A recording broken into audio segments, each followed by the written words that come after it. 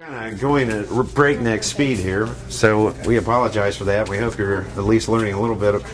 Well, anyway, we find ourselves in a museum. What is a museum? Anybody want to put forth a guess as to the answer? What a museum is? Yes. It's like a collection of artifacts. Well, that's a good start there. Anybody want to add to that? What is a museum? Give me a definition of a museum. You're so very close to having said it all, but we'll see if anybody else can add to it. Anybody else? Come on. The first two groups, everybody in there wanted to give me an answer. Collection of historical artifacts.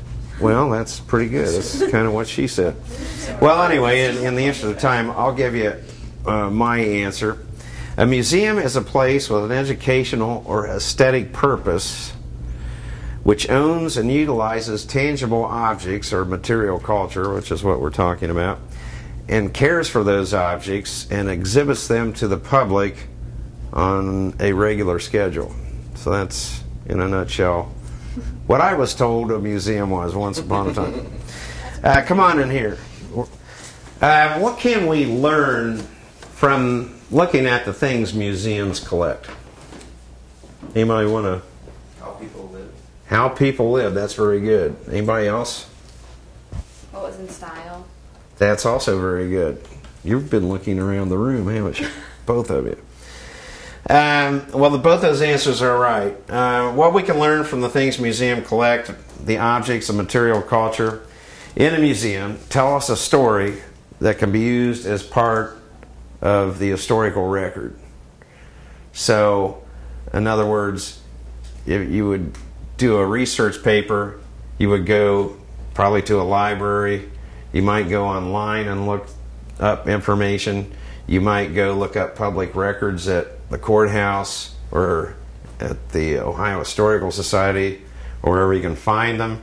If you wanted to actually see things from the past, and in some cases, although if you do, I'll break your hands, touch things from the past, you would go to a museum. What should museums collect?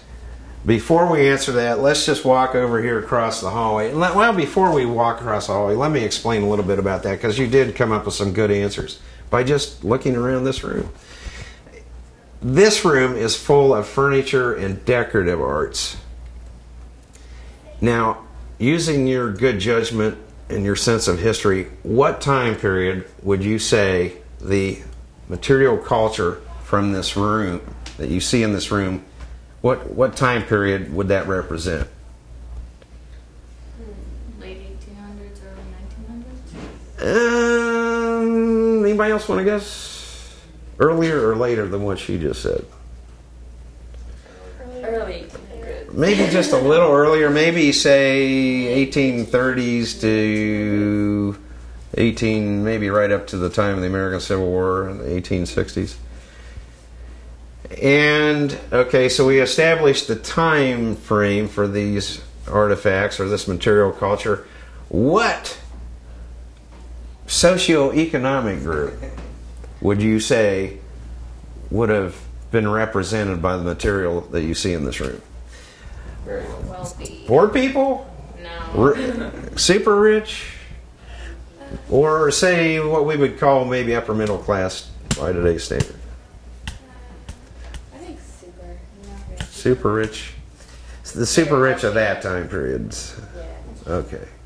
You're right. You're exactly right. And I think there is, if you go just about anywhere in Ohio to any historical society, I think there's a law written somewhere that says they all have to have at least one period room setting. And this is a period room setting that we have with decorative arts that represent that time period that we just talked about and pretty much that socioeconomic group. And that is mainly because most historical societies, that's the time period that we've focused on.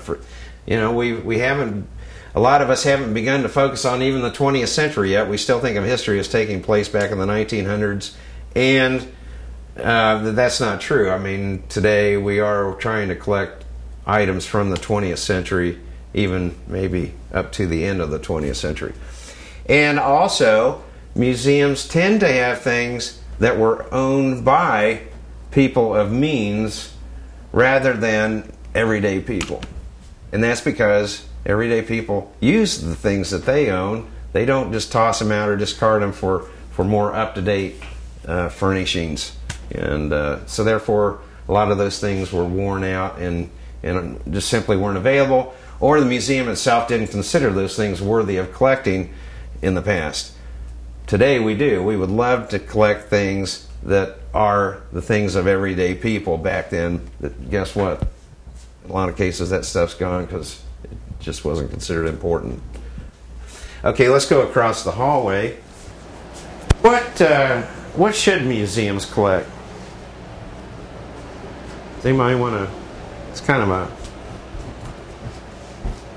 trick question, I guess, but what museums collect is largely based on the museum's statement of purpose or mission statement. When all museums are founded, from organizations our size all the way up to the Smithsonian Institute, amongst their governing documents and records is a mission statement or statement of purpose, which tells everybody why they're there to exist. The things that we collect should be based on that mission statement. And for instance, here at Ross County, at the Ross County Heritage Center, the scope of our collection is largely based on our mission statement, which is based on the geographic boundaries of Ross County. We collect things that relate to the history of Chillicothe first, Ross County, southeastern Ohio, and the United States, kind of in that order. Okay? And that's pretty much what you'll find, most organizations similar to us do. So what should we collect? We have items here. We collect things that represent not just the people who have lived here in, say, the last 200 years since the area was first settled by Euro-Americans, but all the way back to about 14,000 years ago, the Paleo era. And we have cultures of Native Americans that lived here all the way back until about 14 or 15,000 years ago. And we have artifacts that are representative from their era, their time period, all the way through some of the other prehistoric cultures like the Adena and the Hopewell people, all the way up to the historic Native Americans that the Euro-Americans found here in this area when it was opened up for settlement in the 1700s. Let me turn the page. So, and we also have, like I said, items from our settlement period, and probably that's one of the biggest collections that we have, which we'll get ready to see here in a second. And a host of other subjects, including transportation. We saw all the vehicles out in the big room. Agriculture, manufacturing, business, education, religion, the cultural makeup of our population, both in recent times and in the past, the arts, war, everyday life, kind of what we saw out in the parlor room where we just came from, at least the everyday life of people of means in the mid-1800s. Good museums collect things based on their well-defined collection policy, and a museum is judged by the quality of its collections.